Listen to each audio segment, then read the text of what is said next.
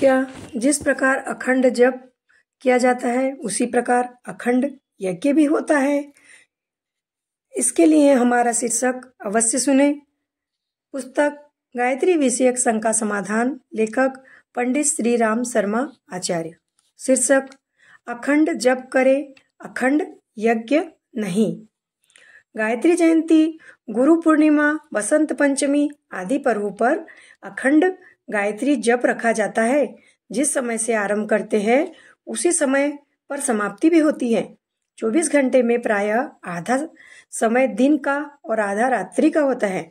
दिन में मंत्र उच्चारण सहित और रात्रि में मानसिक जप करने की परंपरा है। अखंड जप में एक ही विधि रखी जाती है। दिन में एक प्रकार और रात्रि में दूसरी प्रकार नहीं करते।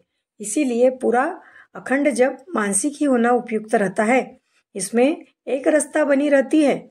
जहाँ कहीं दिन और रात्रि के अंतर को ध्यान में रखते हुए वाचिक और मानसिक जप भी भिन्नता रखी जा सकती है, वहाँ वैसा भी हो सकता है। सरलता मानसिक जप में ही रहती है। यज्ञ अखंड करने का विधान नहीं है, वह नियत समय में ही समाप्त होना चाहिए। यज्ञ का उपयुक्त समय दिन है। दिन में कीड़े मकोड़े अग्नि में न जा पहुँचे, इसका ध्यान रखा जा सकता है।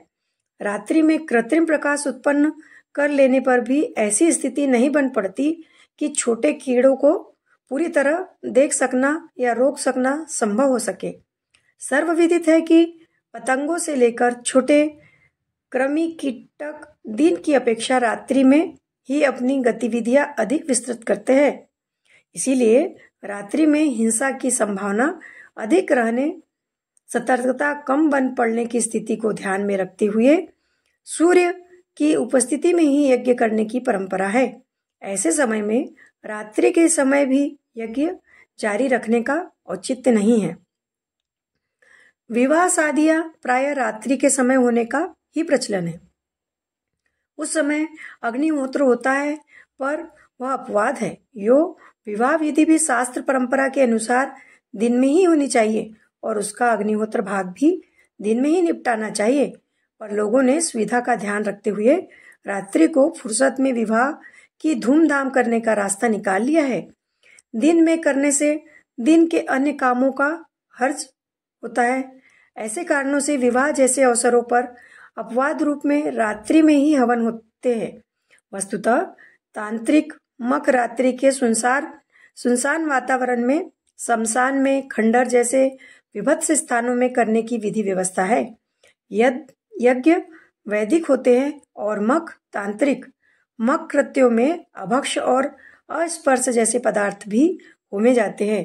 इसका दृश्य कुरुचिपूर्ण होता है, इसीलिए उन्हें अविज्ञात एकांत एवं निस्तब्ध वातावरण में संपन्न किया जाता है। निशाचरी कृत्य तमोगुण प्रधान एवं अनैतिक होते हुए उन्हें गुहा ही रखा जाता है। प्रकट होने पर विरोध विग्रह का ही डर रहता है। हिंसा अहिंसा का भी उसमें ध्यान नहीं रखा जाता। अतएव होलिका दहन, चिता प्रज्वलन जैसे मक कृत्यों को छोड़कर रात्रि के समय देव यज्ञ नहीं किए जाते।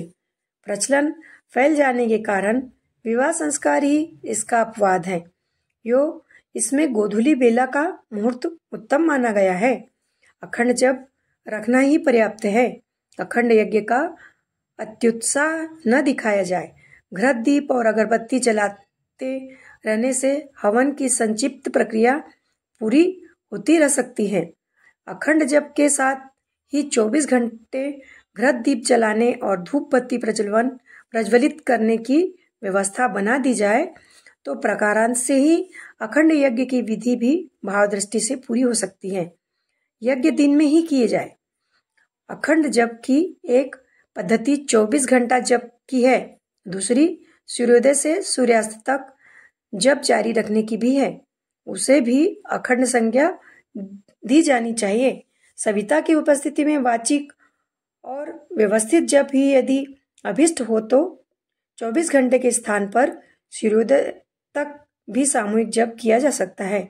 शीर्षक समाप्त। धन्यवाद।